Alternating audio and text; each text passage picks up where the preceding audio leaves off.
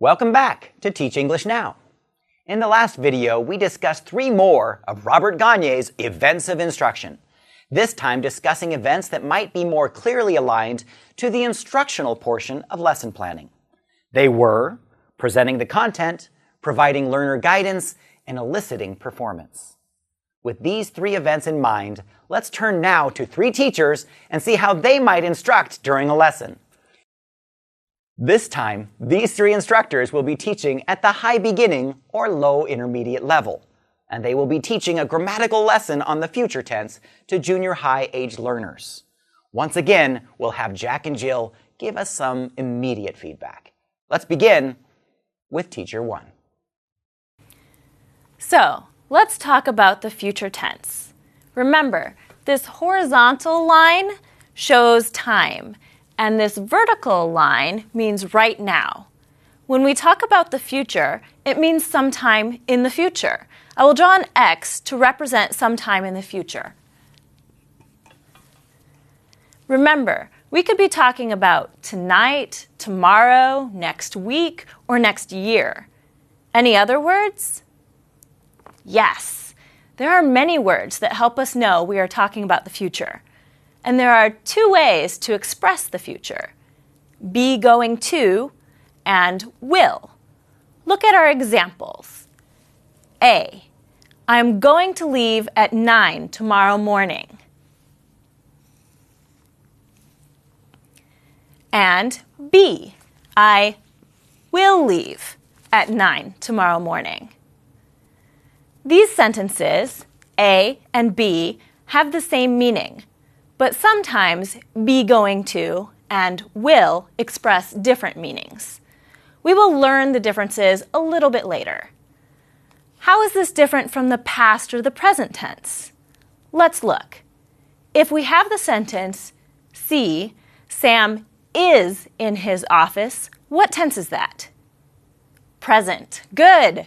Now, how about sentence D? Raise your hand if you know. Sam was in his office. Yes, correct. It's the past tense. So, how would we change this sentence to the future? Let's do it together.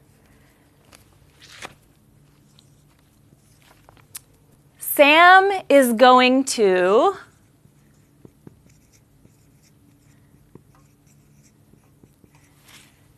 what's the verb? Be, right? In his office.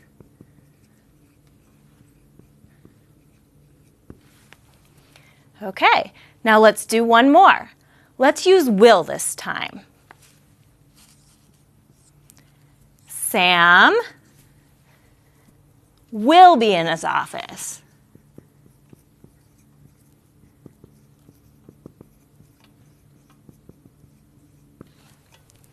Great job! Now I'm going to read about something I wrote when I was younger. I was 12 years old when I wrote this, and it has a lot of my hopes for the future. Remember that I will be asking each of you to write about your dream job, your dream house, and your dream family. While you listen, see if you can hear for my dream job, my dream house, and my dream family. In 10 years, I will be a writer. I will write many books. I'm going to have a great big house. Wow, I love the use of diagrams and examples, Jack. I like that the teacher has been asking questions all throughout the instruction. What's your take? Well, Jill, you've known me and we've worked together for 15 years.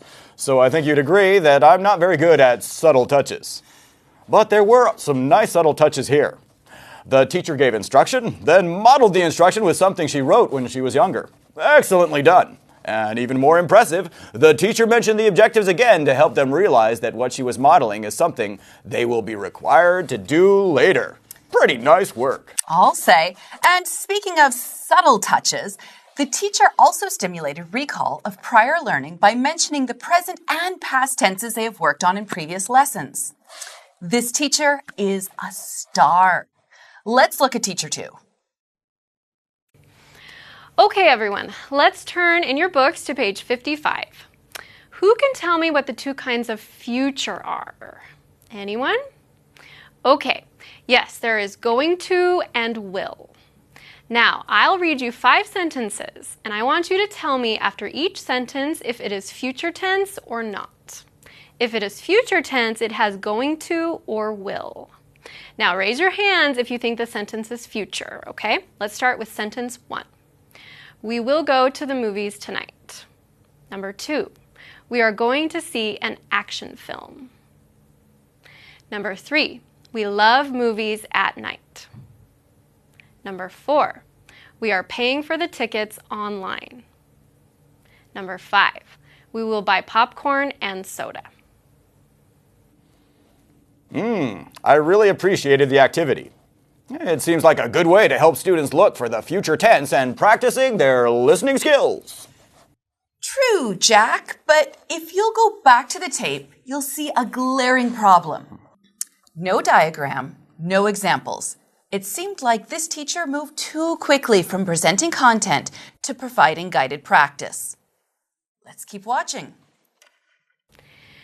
Now let's work in pairs, and I will go around the room as you complete activities 4, 5, and 6. For exercise 4, you need to write out your answers. Exercise 5 requires you to take turns asking questions to each other.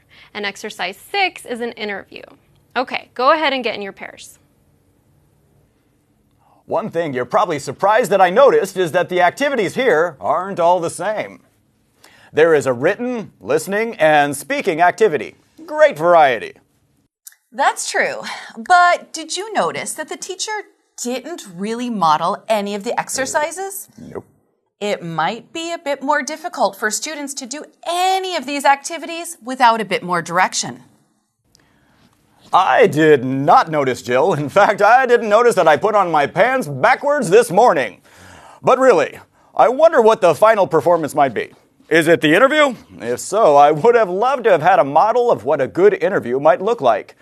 Or maybe they did show it. I don't know. I wasn't paying attention.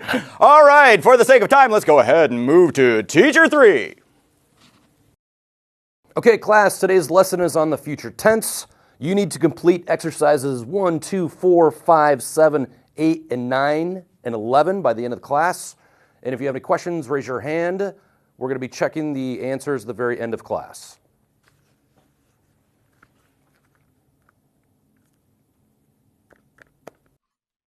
Aha!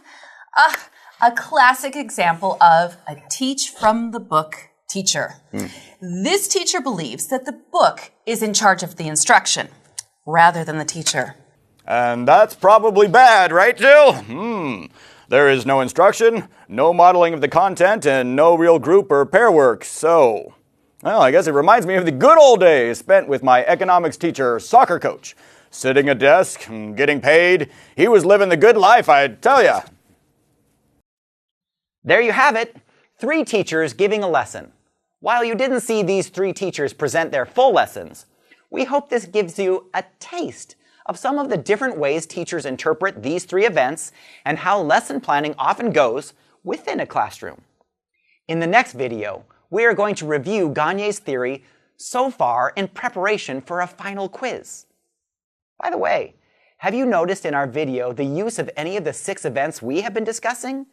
Do we, in our videos, try to gain your attention, state objectives, stimulate prior learning?